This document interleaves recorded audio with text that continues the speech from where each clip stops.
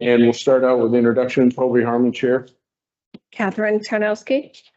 Casper. Now, I will request that if anybody wants to address the select board, they will step up to the microphone and do so from the microphone so that we can get a good audio on the recordings for it to help teach you with the transcription, please. All right. First item on the agenda is the cemetery trustees and their budget. Are you going, Lynn? Yeah, sure. You're it.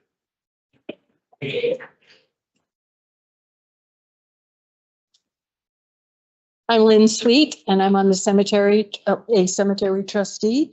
And this is Anne, and she is on there with me. Sam could not make it tonight, but I think you all have a copy of our proposed budget. And the only change that we're asking for is an increase in the groundskeeping.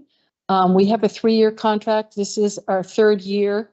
And we are having to pay a little more than what we thought we were going to. But that's the only change. And I think you will find if you look back through the last several years, our budget is still lower than it was about 10 years ago. So we're doing pretty well.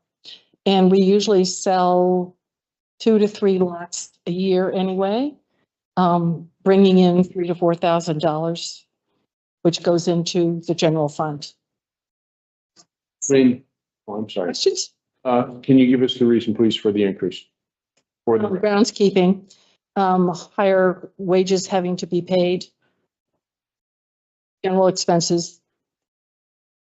and you're happy with the work that he's doing? So far, so good. Okay. And where are you at as far as headstone recovery, headstone preservation? Because I know you guys were doing some of that just for general Yeah, information. we're not doing anything right at the moment. Okay. We had done something in the past. We had professionals come in and do some work. There is some work that needs to be done. We have a couple of headstones that have fallen over, and we have hired Kent and Pelzer to fix those. There are a few really old headstones that they've been repaired several times, and it's just a waste of money to try to put them up again. So we have to figure out a way to probably prop them up and keep them with the rest of the stone. But Right. Anything else while you're here with the cemetery committee we need to know about? I don't think so. Okay. You have any questions? Yeah. No. Well, No. oh, that's easy peasy. Thank you. Done. Thank you. All right, next item on the agenda. Kelly. How are you, Bobby? I've been here in a while. Very nice. Hi, everybody. I'm Bobby Kelly. Those of you who don't know me, I have been in town since 2017. I've been your health officer, I think, since 2018, definitely 2019. I can't right around that time. In 2021, RSA 128 was updated to, there were some minor changes at the state level.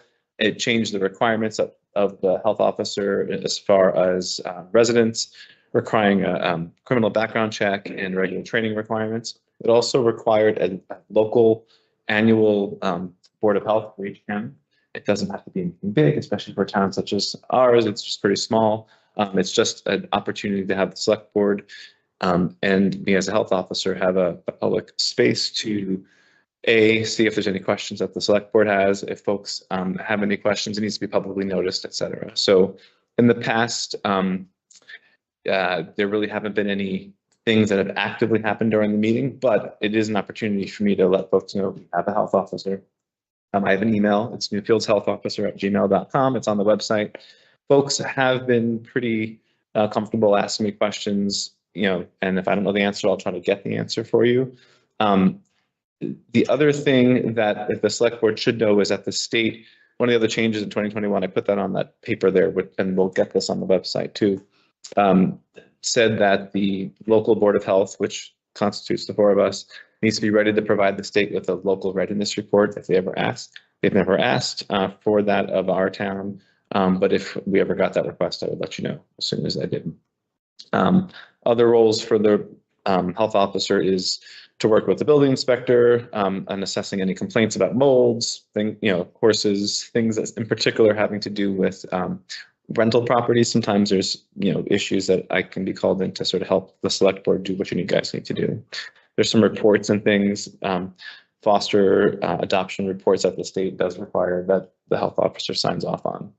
And then if any particular, public health things come up, here to help.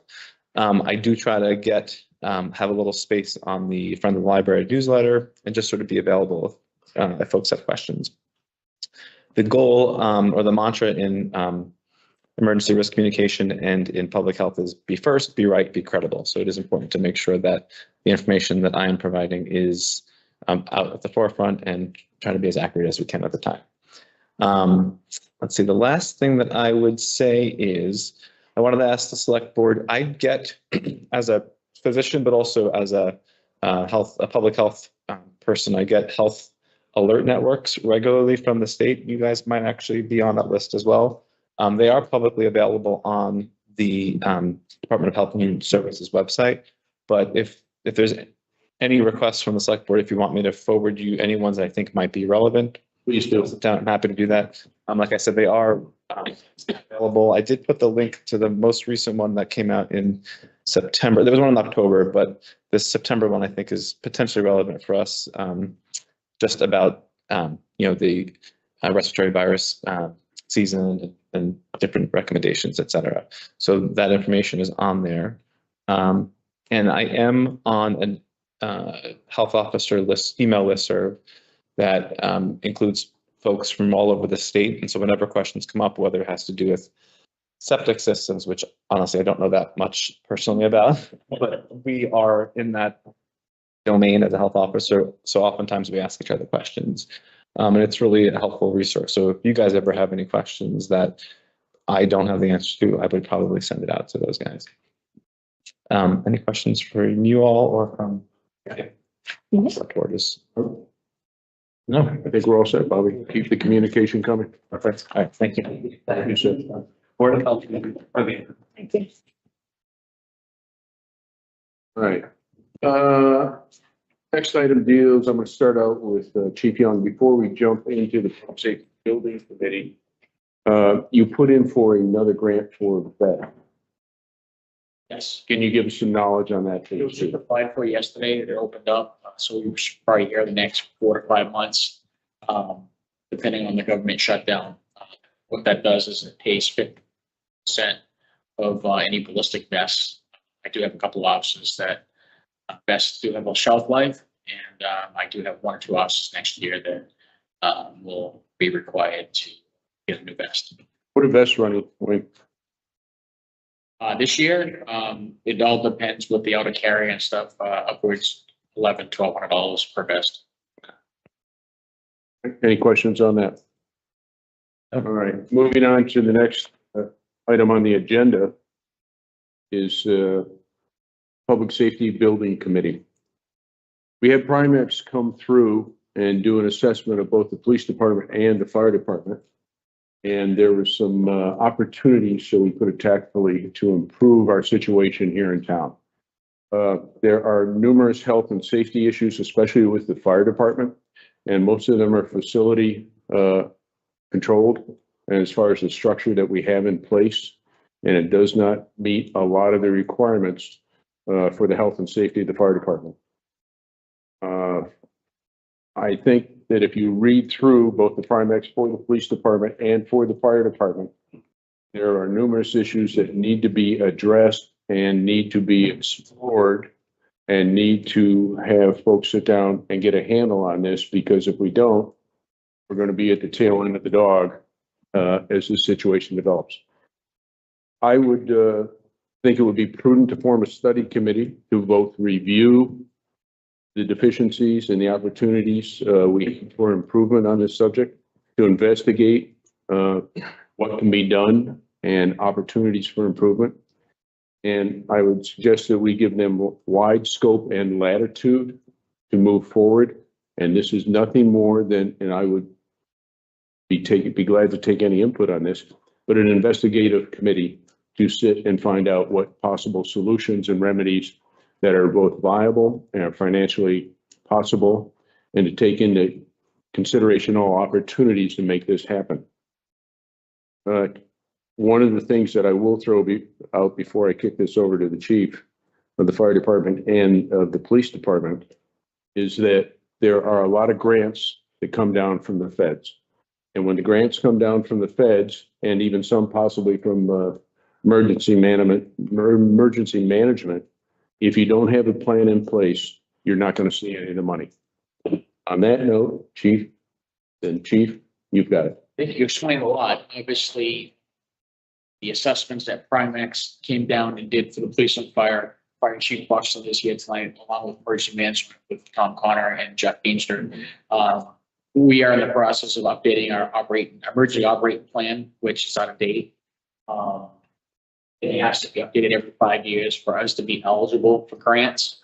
Right now, we don't have anything in place, but it shouldn't be that difficult to move forward, get up to date on our emergency operating plan. So if grants do come available, then we can apply for them and be eligible for those. Obviously, you mentioned that there's some deficiencies, some aging deficiencies, at both facilities. More importantly, more safety and health issues that are mentioned in that report. So I have discussed this obviously with Fire Chief Buxton as well as I did reach out to John Hayden, who is here tonight, who does longtime resident of Newfields, of how the best way to proceed with this. And my opinion, and John concurred with this, is forming a committee to explore and obviously look at the assessments, explore what our options are, and basically develop a plan, best plan moving forward on what our options are. So I did discuss with John pertaining to that, and he knows the history of the town. He knows the ins and outs of all the different things, and I don't want to speak for him for tonight, but obviously he's willing to be part of the committee if the select board tonight deems the recommendation on my part, as well as emergency management and the fire chief, of forming a committee. Chief Buxton. Sir, I will ask you to step to the microphone. Please. All right, so obviously, being one of the older buildings in town, the fire department got hit the hardest with this audit. Not gonna go through it a line item for a line item, but we had quite a few majors. And the biggest thing was firefighter safety. Not more or less out on the fire scene, but at the station. Okay, you know, one of the violations is ventilation. Another one is gears stored in the apparatus bay with no protection. Any of you been in the fire station, not a lot of room to put on rooms and put in ventilation. I did have a ventilation company come in last week just to get an idea where we're at. His first comment was, you're not gonna like it because it's gonna use up more space than you got to be able to put it in. And, you know, it's $100,000+ to put a system in. And then you gotta look at that, and you still gotta look at storing gear, separated the apparatus bay with ventilation and everything like that. And it's all, a lot of this got to do with firefighter camps. Everybody's heard of it. It's all over there. For us guys, it's too late. But before it was even known, you know, we were exposed to bad stuff. But we need to protect our new guys that are coming on board. We need to do the best we can. You know, sorry, It's all good. Put that on your bill. I'll just increase my budget.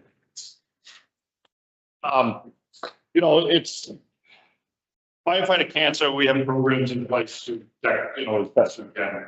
But this is stuff that we can't stop. You know, we have emergency management that has drills. It's in town. They're exposed to the same things we are as a station. I'm a taxpayer in town, not about spending a lot. This has been talked about. I've been chief now for about 28 years. This has been talked about, what, for 35 years? Yeah. You know, we probably talked about this multiple times. I agree. It's time to look to see where we can go. As chiefs, as you guys say, there's a lot of grants available. out there, but you need to be shovel ready. So, you know, over a 6-month, year, 18-month period, if we can get something together, the right people on the committee, we talked about it a little bit today. We have some builders in town, would be great on a committee that, you know that type of stuff. We have the construction managers in town. Get together and just come up with some options. We kind of talked today that, you know, maybe it's time in town for more than just public safety. It's time for selectman's office, town hall, you know, not a new town hall, but, and just kind of look at all the options.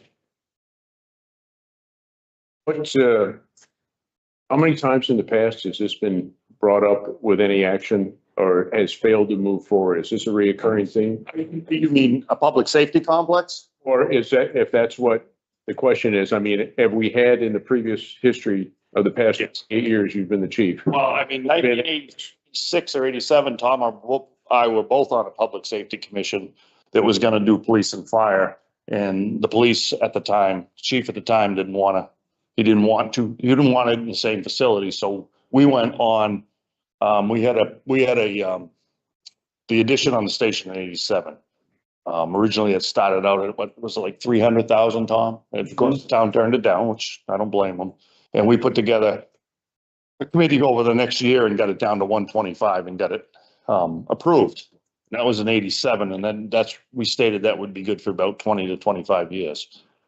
Now it's, you know, what, 35 years later. And the reason I ask is to get this on the record so that it's in the record itself. Yeah. Right. And then there was one other time that there was when the police department addition was looked at down here at the town hall, the larger one.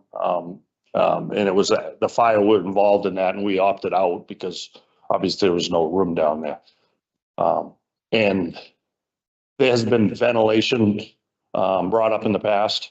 It's been a few years now. I don't, you know, but it was always, you know, it's a very large expense and there's not a lot of room in that fire department to put the stuff in there. While you're standing up here, then I can say that you fully support going ahead with this. I do. Process. And I want to let you know that some of the easy stuff for now, because we understand this is going to be years process, some of the easy stuff on there, the minor stuff has already been addressed. And it will all be addressed and I'll let her know that before the end of probably before the end of the year. Okay. But the major stuff obviously won't be touched. Kat? I think it's a great idea. Mark? Is there any idea on an alternative site? Anything? I think it's too early to even determine that. I mean, there's been discussion back and forth between people, but it's just too early to determine it. Yeah. Too premature. Yes. Excellent. Can I bring up one other thing while I'm here? Outside of that, Yes, sir. the old truck, okay, that I had a contract with that company to sell. I yanked the contract this week because they haven't done it. Yeah, we haven't had anything. So I would like to get that set up to go out to sealed bid. If you guys are okay with that, I'll get the paperwork done and get it cleared out and get it out. We do have one preliminary sealed bid offer before the sealed bid goes out. Somebody threw something at me. Yeah. Mark? I can get all the paperwork to you and stuff like that, but I'd like to try to get it before we get freezing weather. Is the board on board with that? I am, All right. yeah. Good to go. One other question while you're still here. Where are we at with the new truck? The new truck is still sitting there. The chassis is sitting there and it's due to go online just after the first of the year. So I would expect delivery by June of next year, sometime. So payment in March, April, May? No, it won't, after it's. Not until the truck is delivered and accepted. And we gotta sit down when I make an appointment for the budget, we gotta sit down and make sure Just trying to we have enough money for that. Okay. It's the capital reserve have not done very well this year, if you ask me, so. Okay. We may need to. Thank you, Chief. It's money. Emergency management.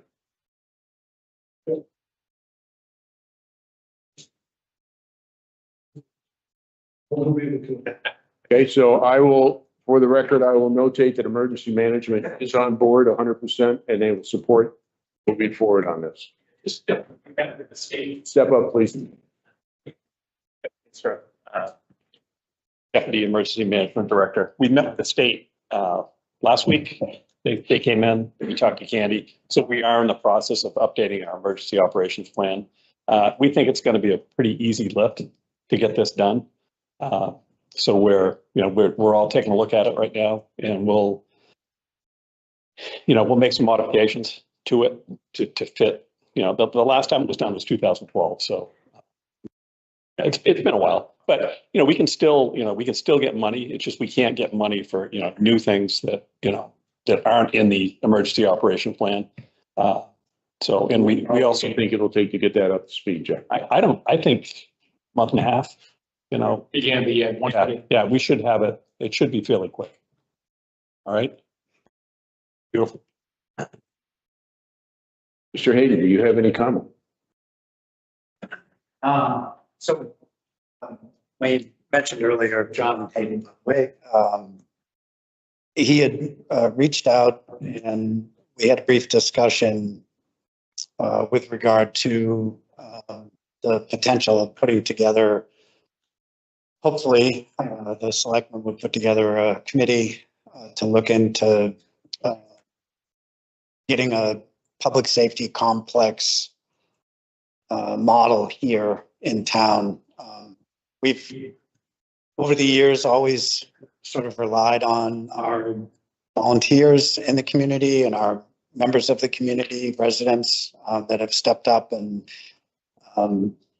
we've managed to make things work.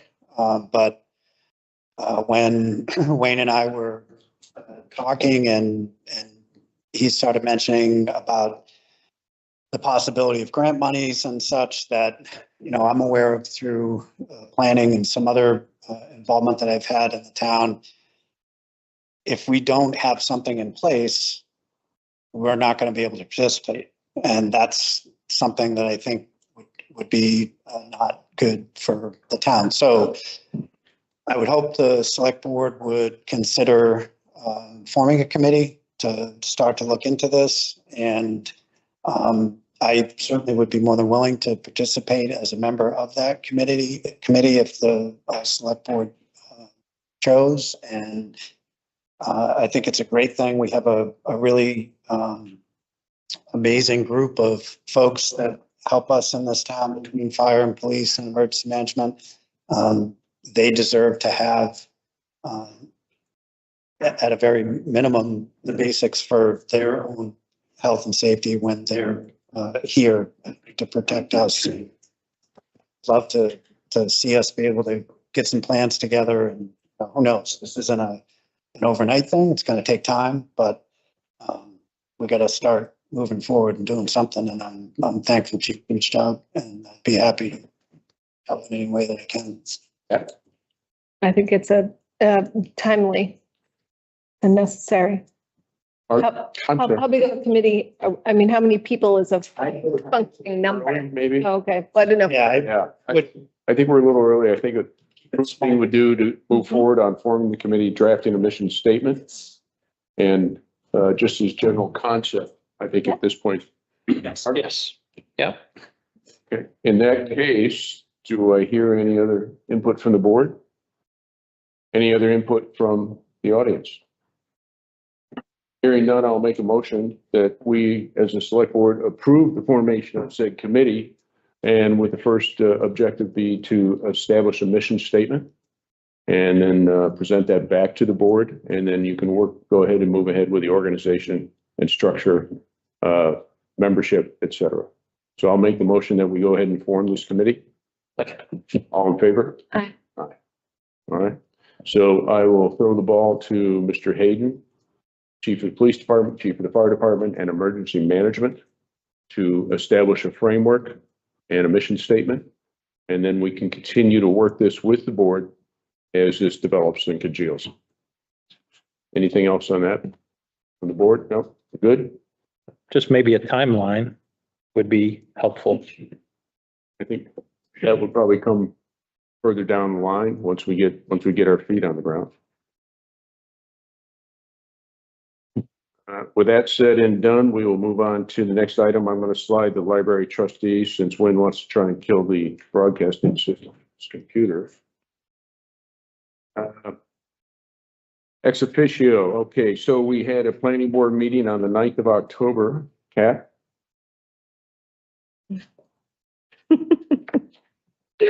Um, didn't we talk about this last meeting? No. What was the last meeting, the 7th, was it? That's right. It was the same week. Oh my gosh.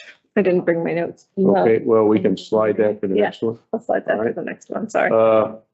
Anybody who had the pleasure of sitting on steel chairs for 3.5 hours last night for the Conservation Commission meeting. Can we sum it up, Mark, that the decision has been We had- until the 3rd? Yes, we had some back and forth between both the attorneys and had a venting process for the town residents, which was a requirement to have that meeting. And there will be a vote cast on November 3rd from the Concom. Okay. And that is available online, at least did the second part make it online or did that not make it? Yeah. Yep. It'd be a public meeting. November 3rd. That will be a public meeting, yes. So, No, I got it. you ready? Yes. All Sorry. right, so you all set, Mark? All set. Okay, so now we will roll Sorry, to I've the got- planning board meetings from the 9th. Sure. So there were two more lengthy discussion topics that night. One was an issue of process with the plantings for the buffer at the Vernon Family Farm and a missed step. I think everyone on the board was in agreement that there was an expectation the planning board would review the plan and give approval prior to the plantings. There was some discussion about people's opinions about the plantings, whether they were acceptable. And the board left off with having each board member weigh in on that at the next meeting. So that ultimately will be discussed again at the next meeting and people have a chance to go and look at what the plantings are. The other was a continued review of the Muddy River request for the house to be used as a residence and what the septic load is, what the traffic at the restaurant is, counting events, and using the house as a residence. And it seems quite close to what the load on the septic system would be. It's potentially fine based on a period of study they offered up. And it's also probably important for them to have a mitigation plan if they don't stay within that load. And so they are still looking at a pending approval with maybe a little more information needed because the week of data they provided was not a particularly busy week for the restaurant. So there's some concern that the septic can't handle what they want to do, but there's an indication that it might. It's just awfully close. That's the top. That's it? You good? I mean, they've been talking about a sidewalk extension plan, which I referenced in a prior update. And now there's more information about what that plan could look like, but no actions are taken right now on that. And that's again from Old Lee to Meadow. And that's a pre-existing plan. It's been revisited and funds were set aside by developers who put developments in that neighborhood. And so they're looking at the timing of when that might need to come together. So that's a work in progress. Anything come up on the mobile station? Glenn hadn't gone out to actually see it at night for a meeting. He was delayed in that and he says he's still going to do it. I had offered to go with him. We don't have a date for that yet. But they continue to be out of compliance with what this lighting actually looks like. And so that continues to be an issue that needs action taken. All set? Yep. Thank you, ma'am. All right, next item on the agenda is mailbox regulations. Our old form on this had requirements 1 through 6, and this is the town of Newfields mailbox requirements. They're an exact parallel with what the USPS puts out for the requirements for setback. And Just to go through it for the record, shall be on the right side of the road in direction of delivery travel. Servicing vehicles should be removed from the roadway. Mailbox space must be no closer than edge of shoulder 4 feet from the edge of the roadway. Mailbox should not block sight distance. Mailbox should be mounted 4 feet above the mail stop surface. Claims for damage shall be supported with photographs showing damage to include a measurement display from shoulder edge to mailbox face. This is the policy we've had in town for quite a while, and it is an exact parallel. When you pick up your script, there's pictures provided by USPS for compliance. We have had an issue with mailboxes not being set in compliance with this, and I have made a suggestion here that we add, in addition to 6, that we put item 7 on here. If the mailbox does not comply with required setbacks, the town will not be responsible for any damages. So I'd like to put that before the board for the board's input.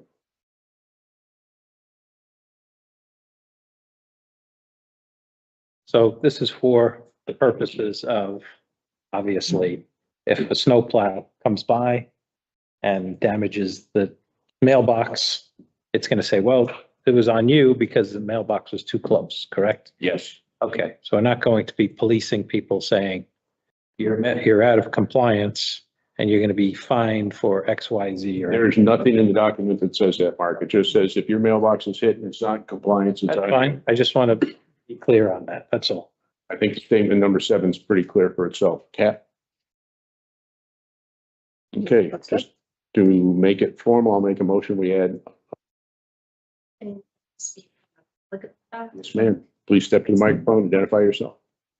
Ann Vaccarello. We recently had a mailbox put in. Mhm. We have had one of the only houses probably in Newfields that has never had one historically.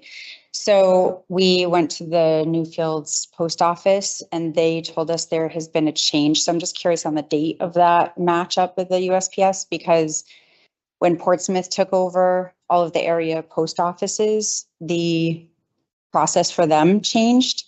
So our Barbara, the postmaster in Newfields, gave us specific instruction that it was up to Portsmouth to decide where to place our mailbox. The reason I'm saying placement was an issue is because we live on the corner of Main Street and Swampscott. The Main Street side, as we know, is very busy, and the Portsmouth post office said that their policy is to leave it up to the mail carrier to decide where a mailbox should go. In this case, I think part of it has to do with the fact there's never been one there before. So the route carrier or mail person that delivers basically said that the Main Street was too busy. It was unsafe to be able to bring delivery to that side. So they chose, despite the address being a Main Street address, they chose to put it on the Swampscott side and asked us to literally leave them a stick with an orange ribbon on it or an orange stick so that they could make exact placement of where they felt like the mailbox would be for safety reasons, because that also, they don't want to be too close to the corner to turn the truck around. And they wanted it to flow in with a route pattern that they already had.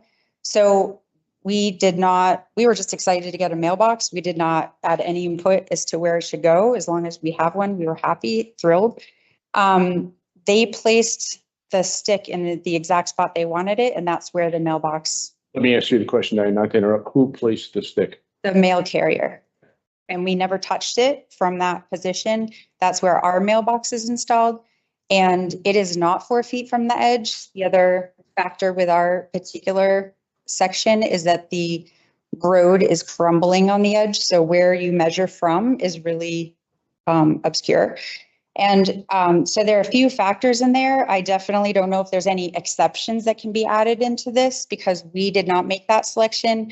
We were told by the USPS where it should go. Barbara supported that as the postmaster and has said that the pattern or the process for figuring out where the mailbox should go is that. And that is like a federal entity. When I went to the town about it, she said that's the first she had heard of it.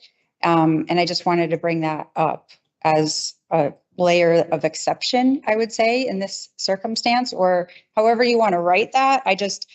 If our mailbox gets hit because the USPS decided this is where you should put it and we didn't touch it from that point forward, I would not be happy about that. Okay, in response to that, on 8 October at 1 o'clock in the afternoon, after I talked to Sue downstairs and booked up a copy of the regulations that come from the United States Postal Service, I went and had a conversation with Barbara specifically as to the setting of that. Yeah. She told me very clearly that these regulations control 100%, that the mail carrier has no authority in any way, shape, or form to set where the mailbox goes. The primary issue for the 4-foot setback from the face of the mailbox is carrier safety, to remove them from the line of traffic. And her position was, when I spoke to her on the 8th, that this is what controls, and anything else that you got from Portsmouth or from the mail carrier is on the USPS and is not compliant. So I would add to that we had a direct conversation with Barbara, who referred us to talk to the Portsmouth post office, and I can confirm that with her. When I went to the town that day of install, they also called one of the town's people in the office, called over, and I'm trying to think of her name. I think it's Serenity was the one who answered and confirmed that what I had explained to them in terms of the process we went through as instructed by Barbara, what she confirmed that is exactly what Barbara instructed us to do at that time. How long ago did you go and talk to Barbara? Since we moved here, I would say we've spoken with her probably 5 times. Specifically about this? Yes. And from the beginning, she said it would be up to the mail carrier. And the mail carrier is the one who made the decision, or literally came out to put that in. And also said that the regulations or the process that she would defer to Portsmouth because of them taking over. I want to say probably in the past 6 months, I'm guessing, I don't know, within this year, that switch over to the Portsmouth hub was made. And so she said, I would rather you talk to Portsmouth to get the final say on that. And that's what we did. Because when I talked to Barbara, she said that was contrary to what she represented to me, that was not what had transpired. The point that she did make is, again, that the mail carrier has no ability to set and go contrary to the rules of the federal government and the USPS. I don't know any more detail about it than that. I know that this comes down from the feds. It's been this way since I've been here in 2016 when we set our mailbox. Well, it's directly exactly the opposite of what she said to both of us. And my son works for the post office also, by the way. And so, when he went in to talk with them, essentially what I'm saying is, we've had a consistent message right along. We've never once been told anything different.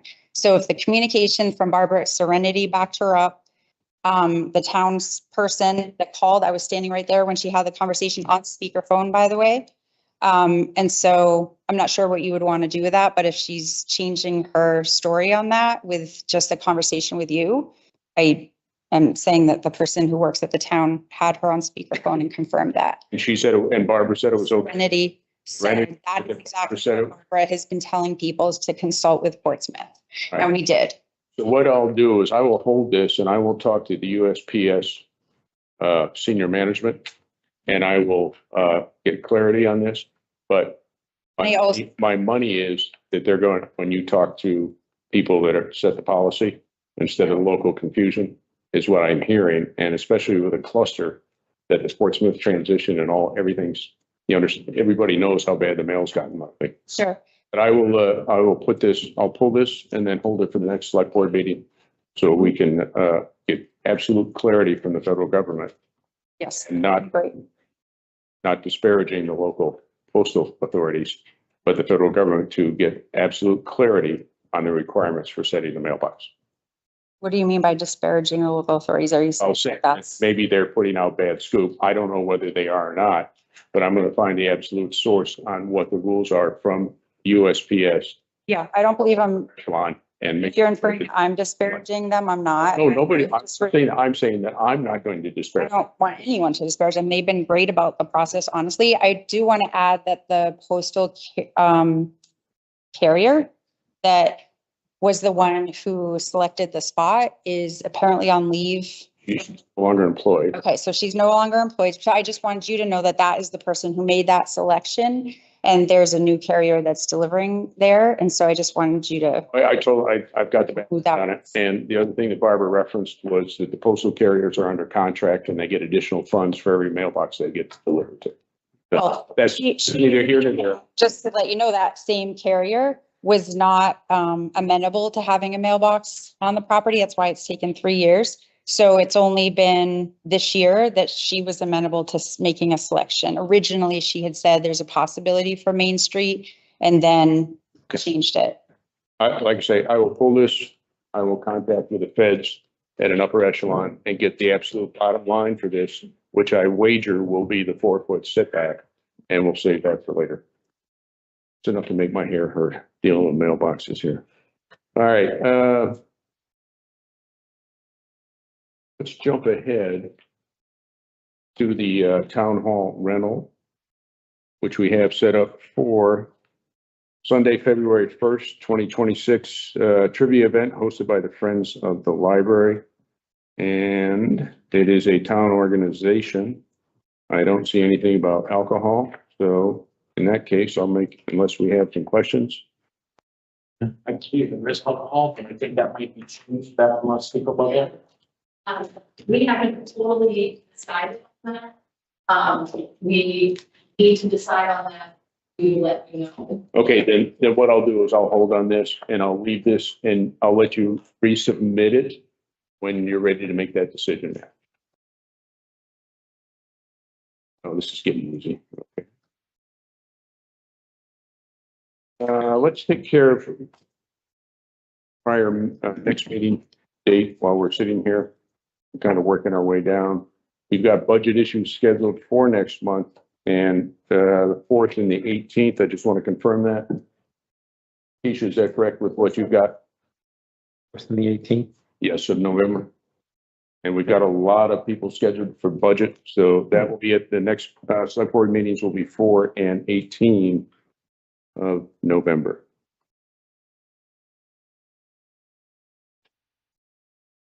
Okay, prior meeting minutes. Here, Mel, we won't see that. We have September 2nd meeting minutes, which we put off for a couple of meetings now. So if we want to address those, there are some changes you wanted to make, Kat? And Keisha wrote them up on if you have it still. Yeah, on page 6. Mhm. Why don't we read those, please? Sure. There was an opportunity to ask Mike Sununu to speak about the town's authority to enforce conditions of approval, specifically planning board conditions of approval. And he was able to explain that under RSA 676, if an applicant fails to meet requirements or if no specific timeline is given, the town still has authority to act. And he clarified that there would be a formal process that would start with a request. It reopens it. He went on in more detail about formal notices and such, but that in general does not proactively monitor site plan compliance after approval. And he said, typically the boards are not peeking over fences. Historically, they're responding to an issue brought forward versus going and finding an issue, which I think is important information to include. A couple of examples were discussed around Muddy River and Great Bay Mobile. They were referenced as how the planning board is addressing compliance with conditions with them. And then I had discussed preferring the less formal initial approach for engagement on an enforcement issue than the formality of the letter that we had on hand that was being discussed at the time, adding that using Google Earth is akin to peeking over fences if that's the initial approach to a problem. And that was a topic that we discussed. Is that language, if that's an initial approach, is that language in there? No, in the meeting, it was an initial approach that letter was written with the Google Earth image attached to it. There wasn't a prior approach like a phone call or an email. And that's how the topic came up. So the exact language you're adding is? Just what I read, but if you want, we can add as an initial approach, that's fine. All An initial approach.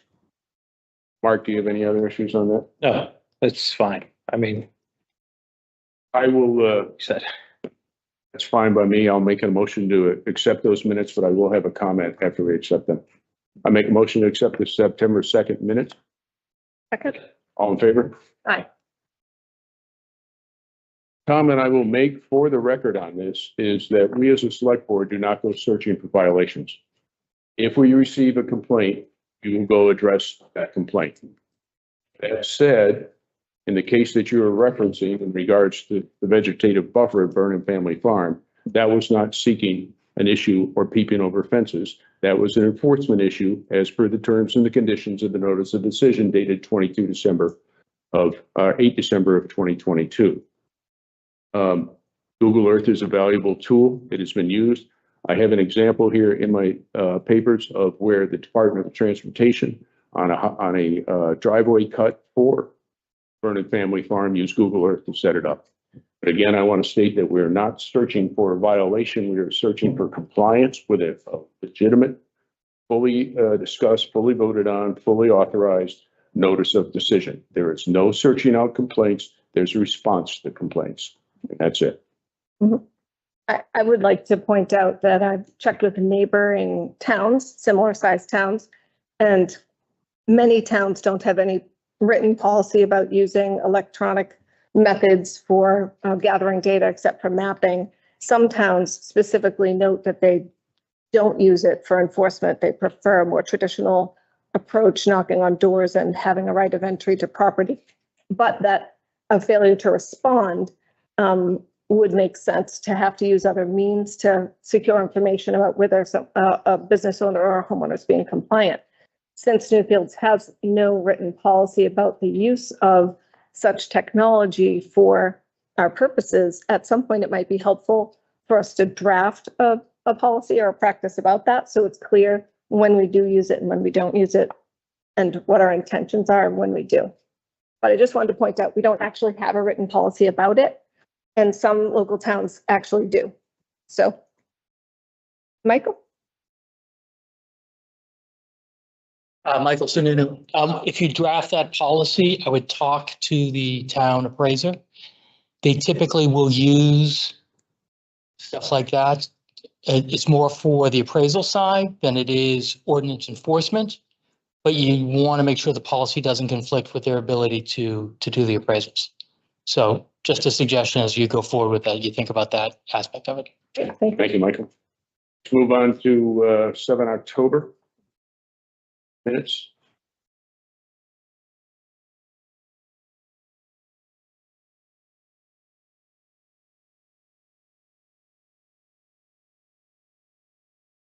Let's see if I have any. Thanks. Mark, do you have anything for 7 October?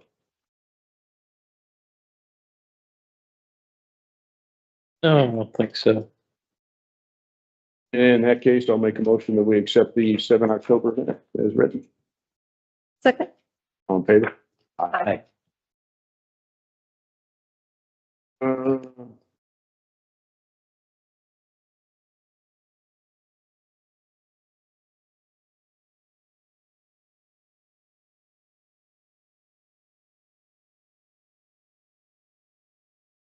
Statement of revenue and expenses.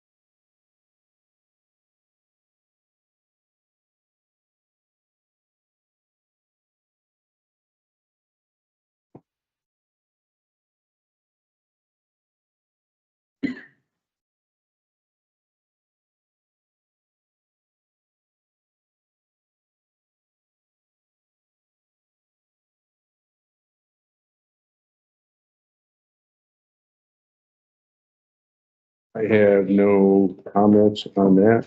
No. Anybody else? No. It's good for me.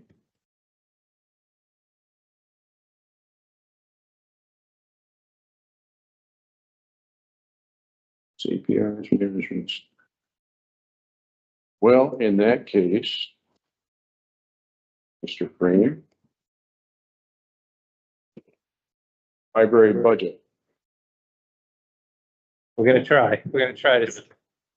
Your presentation flies. Stays on here.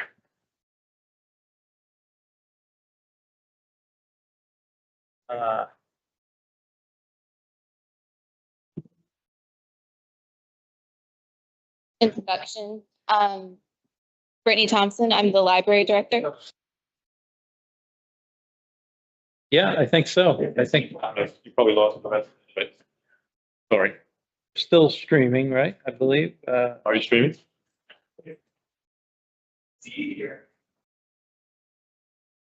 Gotta be some way to make that work.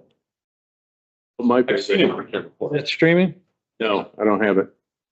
Picture in a picture. Okay. So, Sorry about that. yeah, if you could just unplug that for a second. Please. It looks like, no, I just have to switch it over. That's all.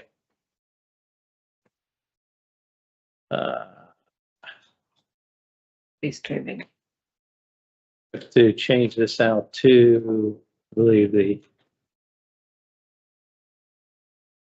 HDMI.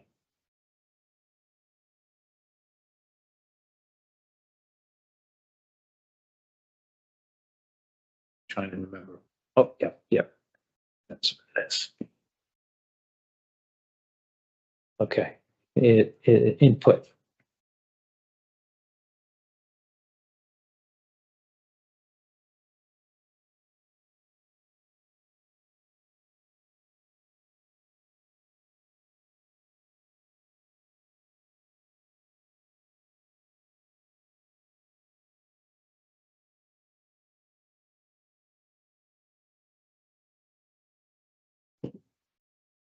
If this is on.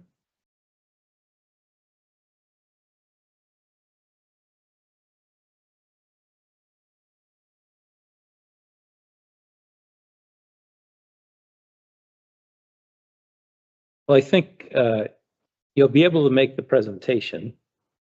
And if you do plug it in, it should be showing a stream still.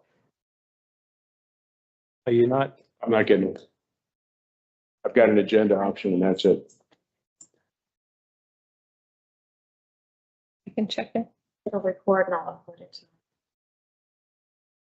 Oh, let's just go from there. Just to make the presentation, it will record.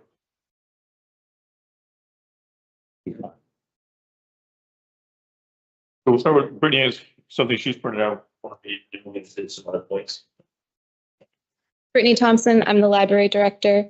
So I just wanted to take a quick moment to share some context that builds on the presentation we shared in the meeting 2 weeks ago.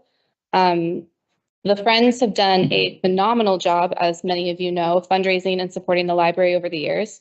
And it's because of those generous contributions, especially in recent years, that we've been able to meet the community's growing demand for library services and programming, demand that we illustrated a couple weeks ago in the previous slide deck, which you can reference.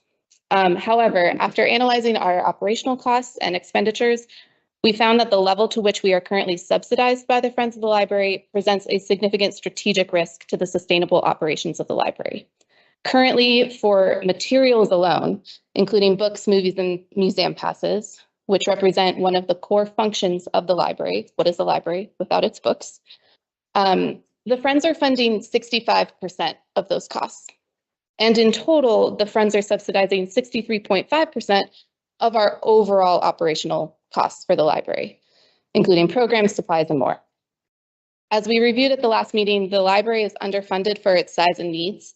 And as we look at the current demand for library services, programs, and resources, it's critical to right-size our funding levels from the town, both to meet existing and growing demand, and to ensure the library is reliably and sustainably funded into the future. As you know, the Friends are a nonprofit fundraising group and fundraising monies fluctuate, often unpredictably. So we cannot rely on them for mission critical funding needs as our primary resource. The budget increase we are proposing will not only mitigate these short and long-term operational risks, but also free up the Friends to allocate their funds towards projects and goals that support the library's extras and nice to haves as part of their mission. For instance, things like special events, summer reading prizes, and other special projects that change from year to year. Because our current budget levels are critically insufficient for the future, it's necessary to invest now for strategic and sustainable long-term viability. So what we want to walk through is just, you want to hit the forward button. Really, just a couple points. So we have our library comps, which we presented over the years. So we want to give you data on what similar libraries are doing right now, where Newfields falls. It's not a competition, but it's just a snapshot today where we are. And then we want to talk about just a snapshot of our FY24 snapshot in a whole. One of the things we have to present is a total budget to the board. Again, without, what could be spent by other funds, other means, whatever. We have to give you the entire picture, right? Something we haven't done for a while. We want to come back. That's a better way of doing things. And then lastly, just go through the budget proposal that we have. So I'll take you through these 2-3 slides. I have questions on each one, but we can start with the library comps. So 2 slides on this. This is currently Seacoast library hours staff in comparison to 2025. Other libraries, sorry if you guys can't see it, come on up. In the area, right? So when the population size, weekly hours, weekly operating budget, staffing budget. Our number one goal as the board is to support the staff. We cannot have a library without somebody being in it. It goes without saying, right? That is our goal. That is our job. What the right amount is what we're here to discuss in now and into the future, right? But that is what we try to do. We have to be competitive. It is a really competitive market. As we talk about budgets and salaries, we are have been at a disadvantage. Actually, Brittany just told me this today, that we have a reputation of being the least affordable place to work, right? And we've had people say, hey, when we just upped our salary to get an assistant, we actually got more candidates than we ever had before in a highly competitive market. It's not much, but that's enough to be competitive, right? So it's really important. And these are some of the numbers here that you can see around here, right? You can see where we fall on that list. Again, it's not a competition, but it's data, right? It's just for what we're looking. Average cost per weekly hour opens at $80 at comp libraries, right? Versus 37 at Newfields. Average staffing budget is around $159,000, on 160. Next one. Specific to the most important role is the director. That's our job, right? We have had many over the years. It is really hard to find a director and a part-time library. Open this out. We've had some godsend people. We had Pam, we had Carl, we had Brittany. It's next door. This is great. It's not about the person, it's about the position. That's what we got to remember here today and into the future, right? This is a strategy, right? You can see where we fall, right? These are you guys have probably seen this if you've been around the board a while. I present this every year, but this is really where we are. One of the things we have is no benefits, 0, none, nada. That's top. You can see the hourly rate where we're at right now. So, only 2 other libraries do not have full-time director positions, right? We did the survey, we presented it 2 weeks ago, and it said that was the one thing that people want, full-time library. Not open all the time, but a full-time library from this town. We got tremendously good results on that. But this is our cost. This is what we're here to talk about for sure on the salaries. There is no benefits. What they are, we need help developing.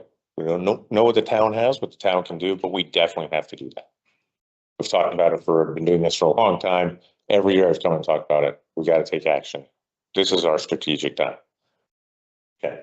Any questions on salary for that and what I've shown so far? None? Okay. So just snapping budget, this is where we are for staffing budget snapshot. The next smallest staffing budget after Newfields is Kensington, which is 33% higher, right? Kind of a big takeaway from those slides. This is a little bit what Brittany had talked about, right? This shows how much the Friends have contributed over the years. They're killing it for us. They've done a tremendous job, as I said last time. This is amazing. but you can't count on this. Like it's their separate entity. We have to honor that. This is their money. They raise it for the library, but it's still, you can't count on it. We have to budget in total as if they didn't exist. We have to be that strategic. We have to. That's what we've read. That's what all the consultants say. This is what we've got to do as we move forward. So library contributions. Now this is operating. This is, the town does pay the salaries. Okay. This is all operating stuff outside of that, including oil, heat, and gas, which is the homework we'd asked you guys to do last time. We'll talk about in the budget section, right? But as Brittany pointed out, 64% of our operating costs are coming from the fronts. That's huge. Next. So total operating cost 41,000, right? This is again 2024 snapshot where we have all the data. We don't have 2025, 23 odd year, people leaving. We have fluctuation at our salary, which throws a lot of this out off all the time. $26,000 subsidized by their friends. The cost from the, you'll see where we get our revenues, the 22,000 is us. But you can see the town contributes 2,000 total budget, operating budget. That's for the books that we get, and the friends actually match that on the backside. Okay. So if you start doing the math, you can say, well, you guys run a pretty tight ship over there. Yeah, we have about $1,000 in our bank account right now. Sometimes it goes up and down, and we've been able to maintain that, but this is not working. We got to think beyond this, right? Excellent. So this is our proposal. We'll get into our proposal, but any questions on that stuff so far? Okay. So right sizing library budget, full-time director position. This is what we're going for. We're looking for benefits. What exactly those are, I don't know, but we are looking for that. That's something we need to be competitive. And then operating costs, balancing that out. So you want to pull open the budget. We have to follow a different thing. We have the actual Excel spreadsheet. Sorry. A little easier. We can go up and down on these line items. This is again is our first draft. This is us putting it all in, right? And we can send this to you because printing it out, I always give you guys tiny type, and that's not really fun to look at. You don't have a hard copy? No, sorry, I don't. I didn't print it out. I have this. We can get it to you. Will you get those to us, please? Yeah, 100%. Historically good at making tiny type on page. Fine, I like hard copy. Okay. So again, salaries, that's covered by the town. That's our salary. The increase there we're looking for, again, is increasing the director's position. Okay. FICA, we don't put in, benefits we don't know. But that FICA usually comes from town anyway, later on. I don't have my computer open. I can't tell you what we do every year on average, a couple $1,000 for sure. The bonuses are our Christmas time. Last year we did, Back up, please, Win. I can't see the numbers. What are the salary numbers that you want to go up to this year? 108,436. You want to make that a little bigger? The 41. 59, 476 last year.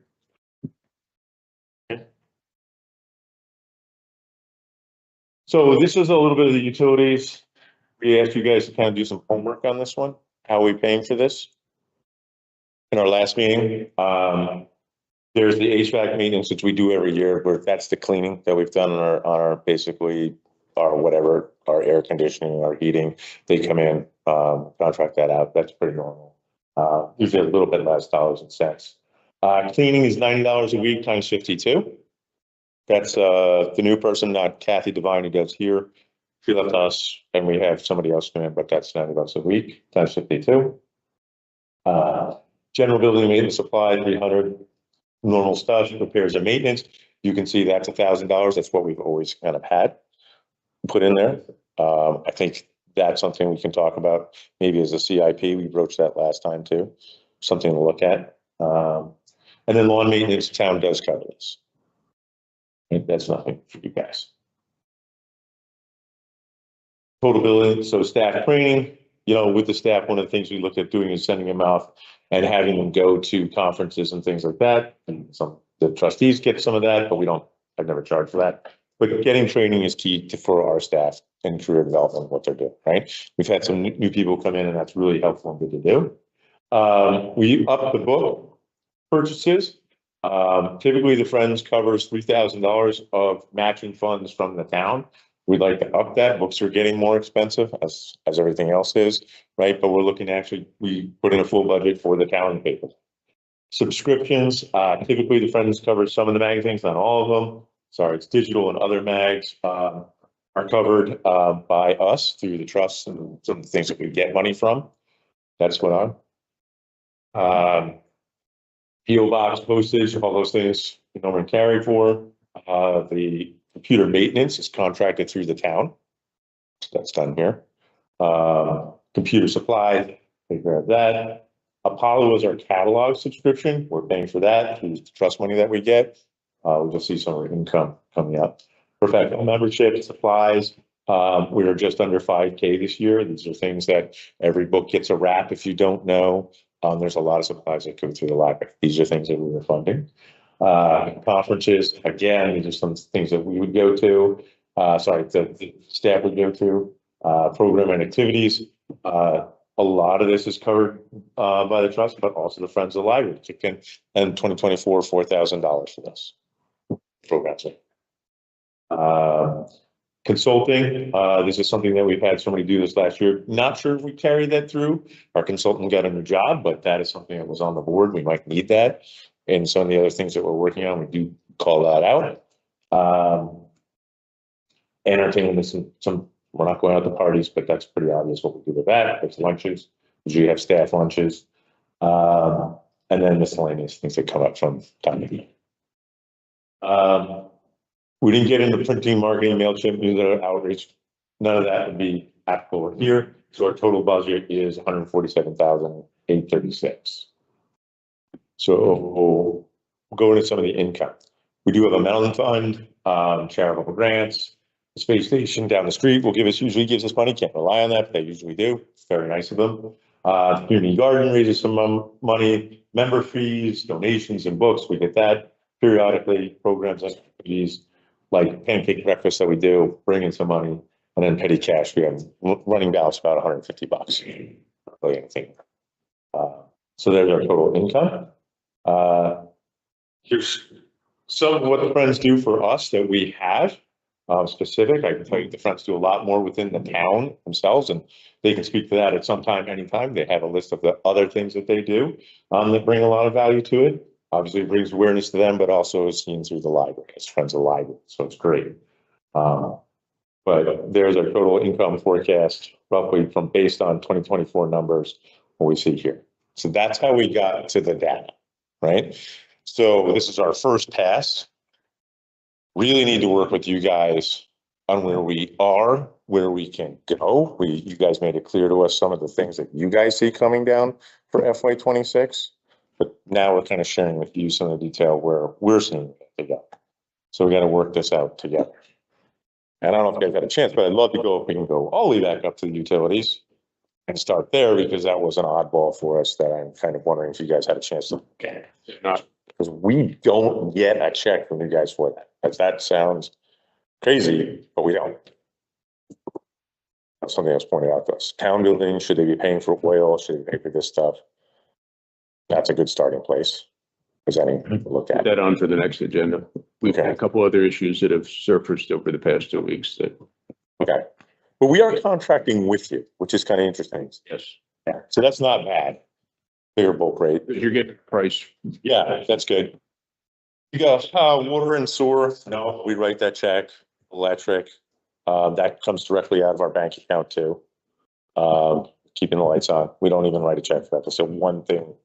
Try to keep the lights on with that one electronic deposit that we have. Telephone, you guys get that. I think that's through Comcast or internet. But any questions on that? I mean, you guys, next agenda, come back on utilities. Okay, cool. Building expenses, any questions there? Okay.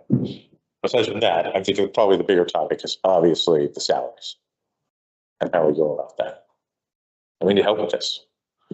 Yeah, I mean, I don't know what kind of funds we have available. That's basically what we're up against for the short term. I think that's what we've been struggling with. I think there could be some kind of a shared expense agreement with the Friends. I think that might be something worth exploring. For salaries? Just in the future, that if we have some of these other issues coming up, like repairs, et cetera. Repairs and maintenance, maybe, and we have to have that conversation with them. But for salaries, it's my understanding from everything I've read, Terry Knowles, and I've directed that to everybody. That's not, it's for the town. Yeah, and I think just kind of keeping this in track, presenting the budget issues instead of getting into a point of trying to work back and forth and negotiate at this time. Points well taken, Mark, but I think I'd like to try and stay to the consensus of the board with the budget aspects. I want to make sure when that it's your earliest, you get me hard copies of everything you put up. And you just leave it off at the town hall if you want. Can we send you a link? You guys like that too? I'm happy to get an electronic, but I You both? Yeah. paper for it as I well. mean, you can, if something happens and the link doesn't, I like paper too. It's just gonna be real small. all right, any questions? Yeah. Do you want to scroll back up to where the salaries are and what did you, did you put in anything when it comes to benefits? No. Okay, that was my question. Do you, can you, no, we didn't. Not the benefits. Like, what would they be? We don't know. I don't know what you guys have in town, like for the town employees. I don't know what that is. Can you go back to the slide that shows, that shows what competitors, you can see what the comp set has. Slide 4. It's right there. Big. Is it? Thank you. So you can see what other people are doing. So it gives us an idea. Can the town afford it? It really is important for us to have something to be competitive. Like, well, we got Brittany. Thank you, Brittany, for like, and you guys can see, like, helping us out. This has been great. But Brittany's size go. It's not about the person. It's about the position. So we really need to figure this out. And that's what our board is asking. We got to do this year. I know there's a lot of other things going on in town, but we got to come up with something. And you're asking us, we can look at this and say, this is what we like, but we need to come to some sort of agreement, right? That's our goal. That's the budget process. Yeah. So what is the timeline and process for doing that? Having us show up every week, or what do you want to do? I think, Hard copies, yes, but. and then as we work our way through the other budget approaches, then we can start getting a hand on all the strings that are pulling on us and find out what's available and how we move from there. I mean, I think following the footprint we followed for the past years, you present it, we look at it, we assess it, and then when we start pulling the budget together, then we'll do some quid pro quo and figure out what is viable, what we think is viable as a board, and what may not be viable. And no different, I really see no difference than what we've done for the past X number of years. And I don't think you guys want to hear me tonight talk about all the good things that this library has done with the people and the friends and things to get where we are. That was cool. Gave us a good overview of that on the previous time. But I see a benefit. I see a benefit. I mean, we've all had our kids at the library, and it's definitely a part of this community. It's just the money. The money is what that, to make sure that it's available. You have to be responsible in how it's getting doled out, and everyone is, pulling at the purse strings. So. Looking at this, some of the benefits that other libraries are offering are in a range, health care, dental, vision, all this other stuff. But for budget purposes, if you looked at, is that Madbury that does sick holiday and some PTO time? Yeah. Maybe you could work out some numbers looking at that to have in your proposal if that was a benefit that was helping. Yeah. We're not in a position to offer something more expensive, at least have some, because you have salary numbers you already know, already have staff number hours you're working with. To see a number in that line would be helpful to someone like me, because that might be something we could more work with. where I feel like some of these other things are going to be out of reach. And that's, Yeah, I mean, that's just my own first. I mean, doing small business and having started with some of those things for my own business, like going in and doing dental for a small, this, yeah, I get that. That's above what we can afford, but we need something, so. We can start there, we'll give you guys some options. At least you can come up with numbers based on the data you already have. At least give us something to look at there. Anything from the audience? Ma'am? Yes, please. Just because there's a microphone there. Okay, I'm Beth Lieberman. I'm the new president of the Friends of the Library. I wanted to thank the trustees and Brittany for the great job that they're doing with our little town library, because it's definitely grown a lot in the 12 years that we've lived here. Regarding the ability of Friends to pay for any salaries, that cannot happen. That is not, I believe, legally possible. Mhm. So I just want to make sure that that's not even, out there on the table. Our job is to support the library, and we also have a mission of supporting the community of Newfields, literacy efforts, and basically community feeling and bringing people together in the town. So we have a great group of volunteers that are working together to do all that. So the seed that I wanted to kind of plant is to consider having a trust fund for the library building. Because typically Friends groups do not pay for physical plant expenditures. Here, we have a trust fund now for the town hall, which I think is also a wonderful thing. And just to start that, maybe to get that onto the, make a warrant article to do that starting next year, would build a foundation that would allow, funds to be there for a rainy day. Because this building was built, I think, in 1953. It's definitely having issues and is going to continue to need, upkeep and maintenance. So that is something that I would personally, not speaking as the Friends president, but personally support putting out there to see what the town says. So just wanted to bring that to your, into the process. Thank you, Beth. Thanks. Thank you. I support that, by the way. CIP, we did mention it last week, but sorry, CIP, but that's right on. So start. And I didn't quite understand the bottom line. If you add up the price contributions of the other people, elements that are, it seems to be a higher number than what you're showing, so I wonder if you could just explain that to everyone. The bottom line, the spreadsheet.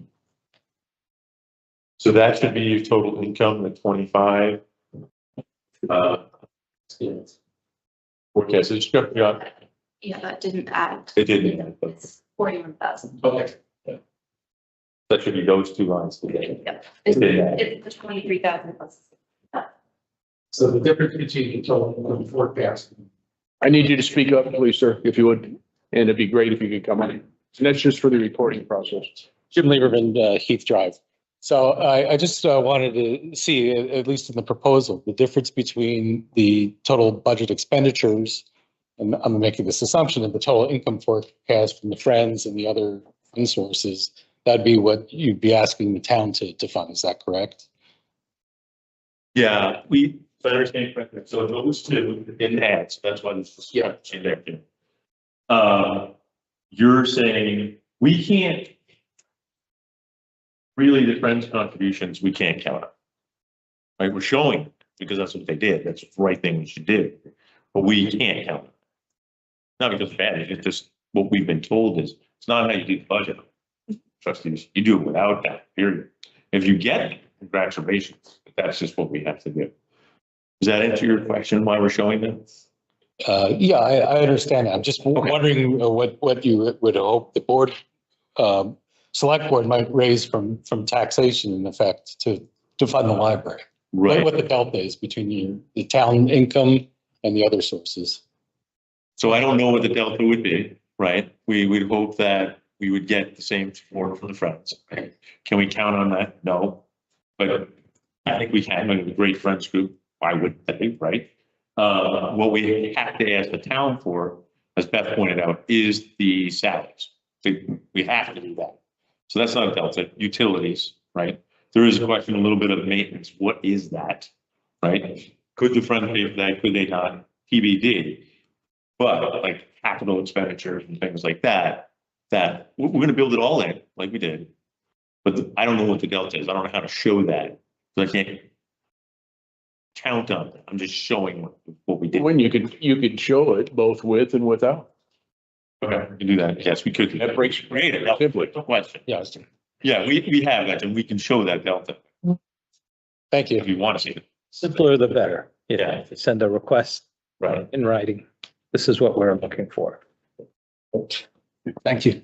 Yeah, hi, my name is Mark Steyer. My wife and I moved to Newfields 6 years ago. We live on Heath Drive. And although I'm standing up here to talk about some views I have of the library, I'd like to say that tomorrow morning I'm going to get my measuring tape out to find out where my mailbox is. Good job. Good job. Good. Seriously, I'm here as a town resident. I have solely as a town resident. I'm not here to represent the Friends of the Library. Beth leads that organization, and I'm not trying to speak for the Friends or anyone else but myself, frankly. I certainly agree our library is an essential resource for our town's residents. And I must say, though I have only just seen the presentation by Wynn, I'm fully supportive of the idea of substantially increasing the staffing of the library. I certainly see how that's valuable. But from my point of view, there's a misplaced priority here because I don't think in that budget is a cost for the building itself, the library building itself, which, as I gather it, and this is all frankly hearsay to me, needs a substantial investment in its HVAC system.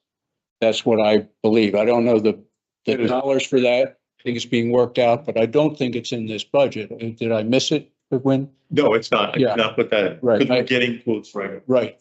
Thank you. So the town owns the library building, and as a resident, I see it just simply black and white. The town has responsibility for the building itself and its physical plant in the building. So the town should be responsible for the HVAC system in the library. If it needs a new one, the town should step up to that. So what I'm here to ask is for basically one of three things from the select board that they put in the operating budget for 2026, the budget for this HVAC system replacement, repair, upgrade, whatever it happens to be. I don't know the details. If the select board is unable to fit it in the 2026 operating budget, then I ask the select board to create a warrant article for our town's residents to see whether they would support additional taxes, frankly, to pay for this HVAC system. And then if the select board winds up declining to put it in the operating budget or to endorse its own warrant article for the HVAC system, I just want to say that it would be my intention to try and get town support for a warrant article to do that. So that would be my fallback position, because I feel quite serious about how the town, I think, should be responsible for both its building and the contents of that building, that is the resources such as the heating, ventilation, and air conditioning. That's all. That was the points I'd like to make. Thank you. I'd just like to address a couple of points on that, Mark. We worked hard to get the Board of Trustees for the library to put a new HVAC system in to the budget for this coming year. That did not happen. We talked about it in November, December, and requested that they get bids so that we can address it for this year's budget. We have not had to cover And I don't disagree with any of your points. I totally respect them. I'm just throwing out some additional points. Sure. We have not had to cover our ALS expenses for this year. We're going to have some mitigation again in 26. However, we're looking at an outside potential number of $68,000 for ALS. And the point that the board, and I will be presumptive enough here to speak for the board as far as approaching when, in regards to the Friends of the Library for the HVAC system, was to cover that this summer when we had the heat issues and the air conditioning was failing, to try and address that and solve the problem in a way that we could do, because with the unexpected $20,000 of maintenance expenses that we had to put into this building this year to maintain the integrity, external integrity of the building. For the town hall. Yes, yeah. So we got caught between a rock and a hard place this year financially. And that was the whole purpose of the initiative and the mindset of the board. Here's a source we might be able to move forward with to solve the HVAC problem. I personally agree 100% that the library is a town building and the town is responsible for it. But I hope you can appreciate what we are trying to do in trying to solve a problem in an immediate nature this summer with the HVAC system. And it wasn't, in my opinion, denying the responsibility for the building, but it's going, here's a resource we don't have the money for right now. You know, My request is for the 2026. but what I wanted to do is make sure you're cognizant of the background, why things have developed the way they have. Thank you. Yes. That was the point of my little soliloquy there. I think as we work through the budget and we go through all the other departments, we've got to go through the police budget, the fire budget, road agent. We've still got a lot of budget, executive branch to go through. And we're going to have to, I'm not going to speak presumptively until we see all these numbers and we start crunching them and see what we can do.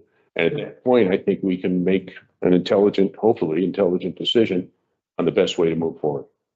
Okay, thank you. I mean, that's all I can offer at this point. Sure. No, I got you. And in many ways, we see this thing the same way. No, I do not want to stick my hand in the taxpayer's pocket any more than I have to. I appreciate that, but our library, I think, should be a priority. I'm not disagreeing with you, but I think you can appreciate where we're at as the board and what we have. Certainly. Okay. Yeah, absolutely. No question. Right. Thank you, sir. Any other comments from the floor? Mary?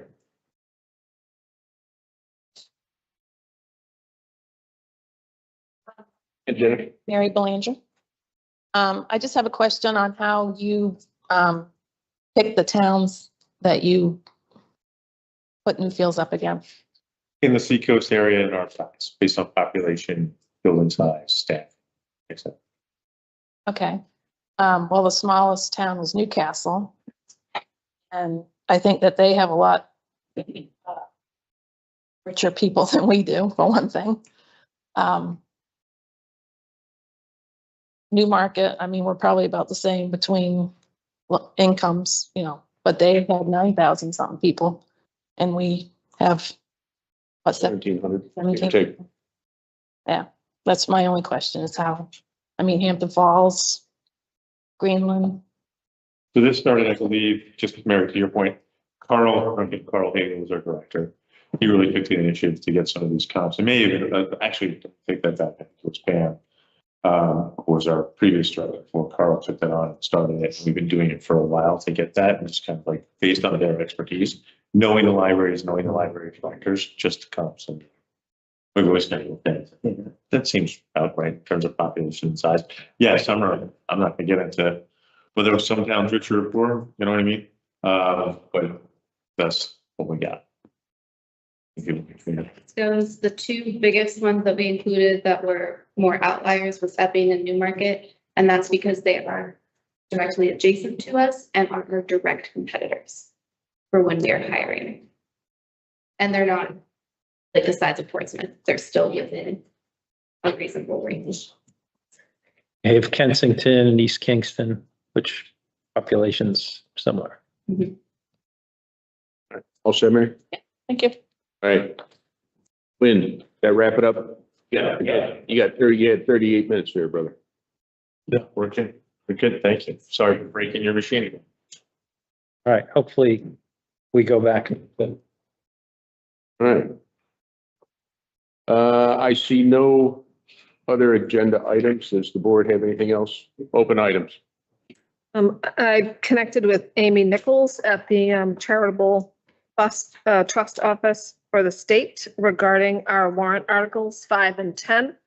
And she said only to be cognizant and working together with our trustees to be very clear. There are 2 warrant articles creates 4 accounts because funds can't be commingled. She said specifically, the MS9 for taxpayer funds under RSA 31:19A, that is taxpayer money. There are 2 separate accounts, 2 separate funds for each warrant article. And then there's under RSA 31:19, no A, that is for donated funds. And so each warrant article would have a separate account for donated funds. So by voting in support of those 2 warrant articles, the town has created 4 separate accounts. And as long as we're handling the funds in that way, we're in compliance. Funds aren't commingled with taxpayer money. Donated funds aren't commingled in an account with other intentional donated funds. Our 1 word change, she had no opinion because that would be legal advice, but Derek was copied on that advice as well. And it did speak to him as well. And he feels that changing the 1 word that says fund to the word town does not substantially change the intention of the warrant articles. So where our warrant articles read that the fund can receive donations, technically the town can receive donations for that intended purpose that the warrant article states. And so in drafting our revised wording, we would change only 1 word to town instead of fund to be in compliance with the law and in keeping with the intention of the warrant articles to begin with. Are we going to get a written brief on this?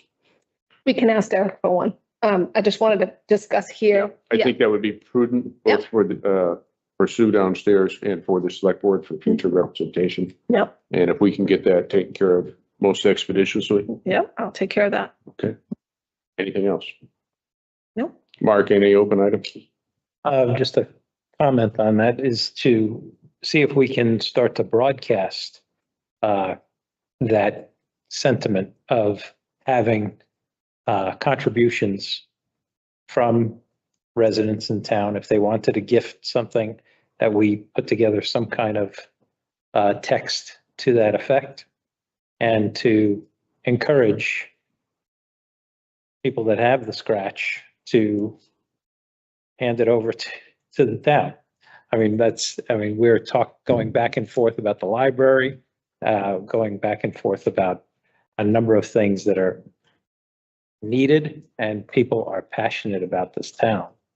We can definitely get some contributions town. Absolutely. So I'd like to start to put something together that would be a public type of notice welcoming those contributions. So if I'm hearing you right, basically promoting that we do have the capacity to receive charitable donations, and the town has voted to create accounts to receive charitable donations, the variety of them that exist to entice people to contribute. Yes, yeah. And I don't know if you can direct it to any one particular type of objective or project. I don't know if that's possible. Doesn't sound like it because we'd be going back into a bucket, but and try to figure out something that will encourage people to make those donations. My concern with this is that this has to be, if this is 100% viable, that this has to be black and white. There can be with point after point after point, bullet points, so there can be no confusion. And that it has to be reviewed both by town council and the appropriate personnel at DRA. Because there's no way that I can support doing something like that if we're setting ourselves up to put ourselves in jeopardy.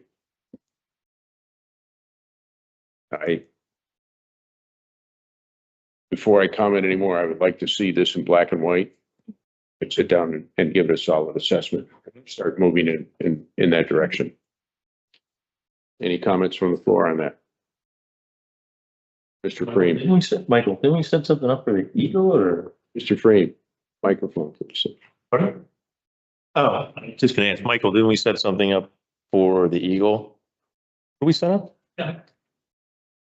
So, the Bellamy Eagle over Town Hall was done by the Newfields Community Fund, which is a privately run 501c3 that received permission from the town and made a donation to the town, which the town accepted under a formal vote of the select board. That's how it became part of the town. Yeah. It was a donation. So any donations like that, typically to, I think, the point you were making, unless it's going to a fund that's designated and allowed to accept donations, like the funds that were established, they would become unanticipated revenue to the town, which actually, depending upon the dollar level, you'd actually have to take a formal vote to accept. Much like the Bellamy Eagle, you have to have a formal vote to accept. So that's how any private donations would have to be handled for the most part. There are some exceptions to that, but that's for the most part. That's same for the life. So, gotcha. Any other agenda items? One point, another bit of text that I'd like to kind of get you both to start thinking about is to draft an email to CSX. We were talking about that, approaching the railroad, about utilizing the property. So I'd like to have some kind of correspondence at a later time on how you'd like to send that letter out. Well, I think one of the discussion points on that previously, that the Conservation Commission would both said draft together and present to the select board for moving ahead. And that being the function of the Conservation Commission in acquisition or accessibility of the property, as opposed to adding another brick to the duties and responsibilities of the select board. Yes, but they did put together some kind of idea of what we would send out. I mean, I can simply send out an email, which would be fine. I will spend the time to do that, but I just don't want to have a why did you send that out type of response from the other two select. Well, so what you're inferring here is that the Conservation Commission is giving you the green light to draft that and move forward with that? Yes. Is that recorded in the minutes? I was given the information that, yes, and we had had a number of conversations, and they had said that we believe the select board should send out that email or that request. It should come from us. And Josh had supplied a significant or a sufficient amount of information. So I don't want to dance around too much about just sending out an email to them. I just want to make sure that we're able to send out this email to get the ball rolling. I appreciate what you're saying. I think the protocol would be go ahead and draft your email, present it to the Conservation Commission. If they're happy with it, bring it back to the select board. Yeah, I'll send that out, and I'll CC the both of you so that we can expedite this. Okay. Rebecca? Yeah. Okay. I just want to make sure the CC signs off on this. Just so that the protocol and the procedures are in place and we establish this is the way we do this on all such events. Yeah. Any other items from the board? That's any other items from you kind folks who have shown up for the select board meeting on a Tuesday night? In that case, I will make a motion to adjourn. Second. All in favor of adjournment? And the open session of the select board is now complete. We will now go into a non-public.